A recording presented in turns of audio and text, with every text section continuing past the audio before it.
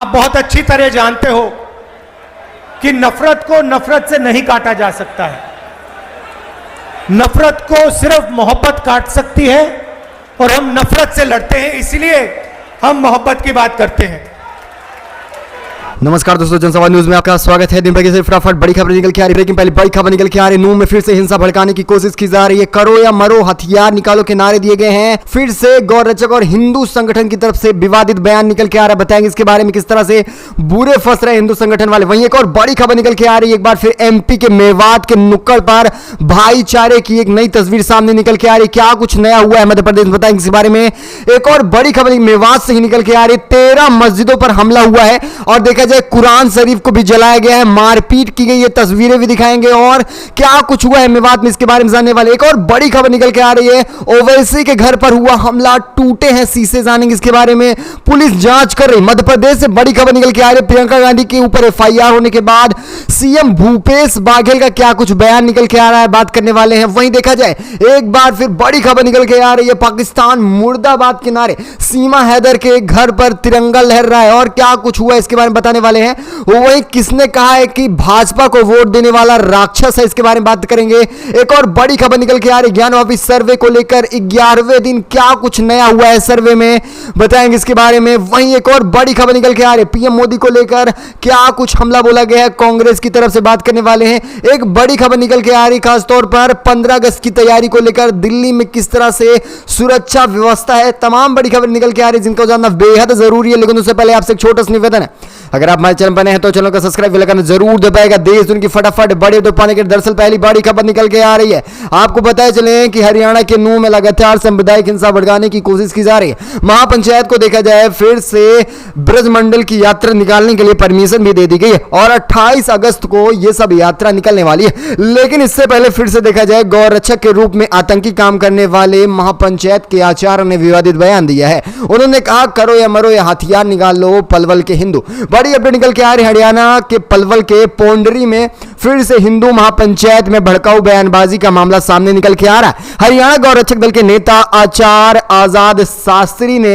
एक बड़ा भड़काऊ बयान जारी कर दिया। उन्होंने मेवात में 100 हथियारों के लाइसेंस की मांग कर दी है। इस पंचायत को विश्व हिंदू परिषद की ब्रजमंडल जलाभिषेक यात्रा को फिर से शुरू करने की तैयारी पर चर्चा करने के लिए अनुमति दी गई थी। यह यात्रा 31 जुलाई को हरियाणा के नूह में हुई हिंसा झड़पों के कारण बाधित हो गई थी और जिसके बाद फिर से यही मांग की जा रही कि यात्रा को आगे निकाला जाए। लेकिन यहां सबसे बड़ी बात यह है कि यहां केवल शांतिपूर्वक ब्रजमंडल की यात्रा निकालने की बात नहीं है, बल्कि फिर से वही दंगा भड़काने की हिंदू संगठन बजरंग दल या आरएसएस के कार्यकर्ता रहे हों, इनका एक ही फंडा है, किसी तरह से हिंसा भड़के, देश का माहौल ठीक न रहे। यहां पर सबसे बड़ा विवादित बयान यह रहा कि हिंदुओं को कहा गया है, करो या मरो, हथियार निकालो। जिस तरह से लगातार देखा जाए मुस्लिमों को खास तौर पर आतंकवादी करार देते हुए सिरतन के जुदा पर नारे पर लगातार उनके ऊपर देखा जाए कहीं ना कहीं कानूनी प्रथा चलती है। लेकिन यहां पर आप देखते हैं हरियाणा में बीजेपी सरकार, लेकिन ये कुछ भी करे, पूरा इनको फ्रीडम दिया गया है, ये कुछ भी कर सकते हैं। आप इसे किस तरह से देख रहे हैं, अपनी राय कमेंट के माध्यम से देना ना भूलिएगा। चलेंगे इसी का और अपडेट निकल के आ रही, बड़ी खबर निकल के आ रही है। आपको पता चले कि ओवैसी के घर पर हुआ है हमला, टूट गए हैं घर के शीशे और ये चौथी बार हमला हो रहा है। देखा जाए सन 2014 से लेकर अब से चौथी बार ये हमला है। इससे पहले आपने देखा था इसी साल के फरवरी माह में भी इसी तरह से हमले किए गए थे। लगातार अगर कोई एक भी मुस्लिम सांसद उसे चैन से बैठने नहीं दिया जाता, लगातार ओवैसी को इसी तरह से अज्ञात लोगों द्वारा घर पर पथराव किया गया है। दिल्ली वाले आवास पर बदमाशों ने भी पहले पथराव किया था, लेकिन इसको लेकर पुलिस सिर्फ जांच में जुटी है, कोई सख्त कार्रवाई नहीं हो पाती। इसे आप किस तरह से देख रहे हैं। एक और बड़ी खबर मेवात से ही निकल के आ रही, मेवात में सांप्रदायिक तत्वों ने 13 मस्जिदों को खासतौर पर हमले की चपेट मिली थी, जिसमें धार्मिक पुस्तकें भी जलाई गई। कल आपको बताया गया था किस तरह से हरियाणा पुलिस ने खुद घर के अंदर जाकर कुरान शरीफ को फाड़ दिया था, नीचे फेंका गया था। एक महिला ने आप बीती सुनाई थी। लेकिन इसी बीच एक और बड़ी खबर निकल के आ रही, 13 मस्जिदों के अंदर हमले किए गए हैं और यहां पर कुरान शरीफ को फाड़ा गया है। देखा जाए जमीयत उलमा ए हिंद के अध्यक्ष मौलाना महमूद असद मदानी के निर्देश पर जमीयत पर प्रतिबंधन मेवात में लगातार राहत कार्य, सर्वेक्षण और कानूनी कार्यवाही पे लगा हुआ है। लेकिन कानूनी कार्यवाही के बीच भी ये तमाम बड़ी खबरें निकल के आ रही कि फिर से हिंदू संगठन की तरफ से मस्जिदों को प्रभावित किया जा रहा है और केवल पलवल में ही 6 मस्जिदें जला दी गई थी और यहाँ पर देखा जाए होल्ड में 3 मस्जिदें, सोहल में 3 मस्जिदें और गुरुग्राम में 1 मस्जिदों को जमींदोज कर दिया गया है। ये तमाम बड़ी बातें निकल के आ रही। देखा जाए गुरुग्राम में मस्जिद के अंदर एक नायाब इमाम की हत्या भी कर दी गई थी, बड़ी बात है, लेकिन इसको लेकर किसी तरह की कानूनी कार्रवाई नहीं की जा रही। वहीं देखा जाए आपको याद होगा कि पलवल में जो ये हत्याएं हुई हैं इसमें 5 हिंदू समुदाय के लोगों की मौत हुई है, तो इनको 1-1 करोड़ रुपए की बात की जा रही है। लेकिन वहीं आपने देखा था कि आरपीएफ जवान ने किस तरह से मुस्लिमों को पहचान कर मारा था, उनके लिए कोई भी ऐसे मुआवजे की बात नहीं की जा रही है। आप इसे किस तरह से देख रहे हैं कमेंट के माध्यम से देना भूलेगा। एक और अपडेट निकल के आ रही है, मध्य प्रदेश से बड़ी खबर निकल के आ रही है। मध्य प्रदेश को लेकर सीएम भूपेश बघेल का बयान निकल के आ रहा है। मध्य प्रदेश में प्रियंका गांधी के खासतौर पर 50% कमीशन वाली सरकार को लेकर उनके ऊपर एफआईआर हो चुका है, तो फिर इसको लेकर कांग्रेस ने कहा उन्हें एफआईआर क्यों किया गया, उन्हें जेल में डाल दिया जाए। फिर यही देखा जाए एक और बड़ा बयान निकल के आ रहा है भूपेश बघेल का।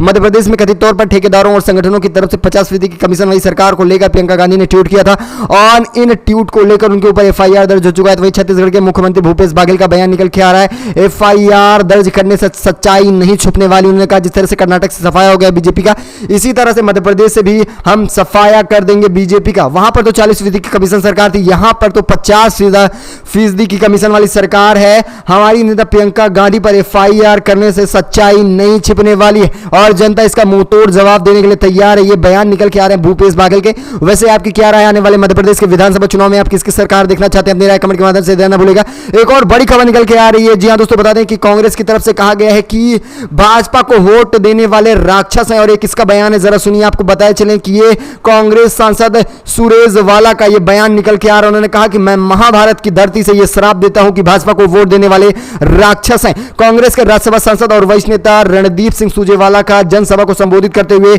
यह बयान निकल के आ रहा है और सही बात है, बीजेपी को जो भी वोट दे वो राक्षस से कम नहीं है, क्योंकि लगातार जिस तरह से एक आम और निचले पायदान के लोगों को लगातार खासकर अत्याचार किया जा रहा है, उनके ऊपर वो आदिवासी समुदाय हो या दलित के पिछड़ा वर्ग क्यों ना हो, सभी को परेशान किया जा रहा है और देखा जाए संविधान लोकतंत्र को भी खतरे में जा रहा है। इसलिए बीजेपी को वोट करना कहीं ना कहीं नागुजार है। इसे आप किस तरह से देख रहे हैं, अपनी राय कमेंट के माध्यम से देना भूलेगा। एक और अपडेट निकल के आ रही है, अब सीमा हैदर भी लगा रही है पाकिस्तान मुर्दाबाद के नारे और घर पर लहर रहा है तिरंगा।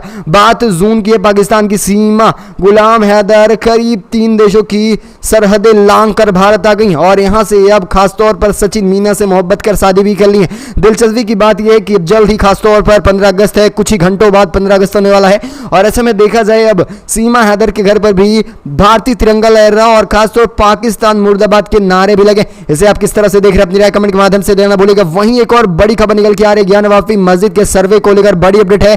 11वां दिन है आज सर्वे का। ज्ञानवापी परिसर में भारतीय पुरातत्व सर्वेक्षण यानी एसआई का 11वां दिन का सर्वे चल रहा है और ऐसे में टीम सुबह 8 बजे परिसर में फिर से काम पर पहुंच गई और यहां पर एसआई के सर्वे ने साइंटिफिक सर्वे की रफ्तार को बढ़ाया है। वहीं देखा जाए सैटेलाइट और जीपीएस मशीनों के जरिए सर्वे किया जा रहा है। आज एक्सपर्ट जीपीआर सर्वे के चिन्ह को स्थान कोड देने वाले हैं, अक्षांश और स्थिति भी तय करने वाले यूनिट अपनी रिपोर्ट तय की जा रही है। लेकिन दूसरी तरफ देखा जाए अब तहखानों में मुस्लिम समुदाय के लोग भी साथ रहने वाले हैं, क्योंकि जैसे जैसे अब खास तौर पर सुरक्षा बढ़ गई है और जैसे जैसे सर्वे आगे बढ़ रहा है तो मुस्लिमों को भी डर सता रहा है कहीं ना कहीं घपला कर दिया जाएगा अंत तक पहुंचते तक। अभी तक तो कुछ खास खुलासा नहीं हो पाया है ज्ञानवापी के सर्वे में, लेकिन अंत तक देखने वाली बात होती है क्या कुछ होता है। चलेंगे एक और अपडेट निकल के आ रही है, जी हाँ बड़ी अपडेट निकल के आ रही है। आपको बताया चलें कि राहुल गांधी की भारत जोड़ो यात्रा 2.0 तैयार हो चुकी है और गुजरात से जल्द ही निकलने वाली बड़ी खबर निकल के आ रही। कांग्रेस अब भारत जोड़ो यात्रा का दूसरा चरण तैयार करने जा रही। खबर यह भी निकल के आ रही कि राहुल गांधी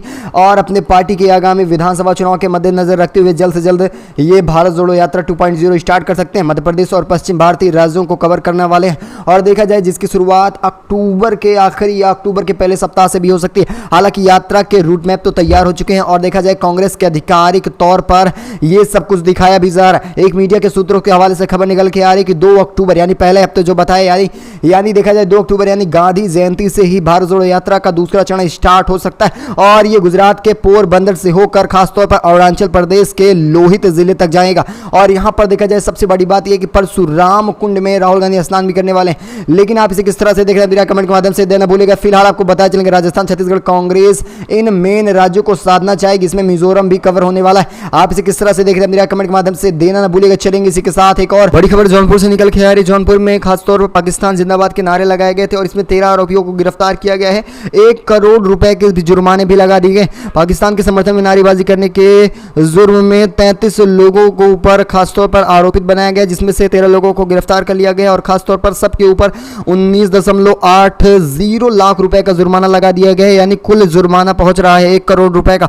और इन्होंने खासतौर पर बकरा ईद के यानी 19 जुलाई पे जुलूस के दौरान पाकिस्तान जिंदाबाद के नारे लगाए थे, जिसके जुल्म में इनके ऊपर ये सब कुछ कार्रवाई की जा रही है। इसे आप किस तरह से देख रहे हैं, अपनी राय कमेंट के माध्यम से देना भूलिएगा। वैसे इस खास वीडियो में बस इतना ही, मिलेंगे अगली बड़ी ब्रेक के साथ। तब तक के लिए धन्यवाद। जय हिंद, जय भारत।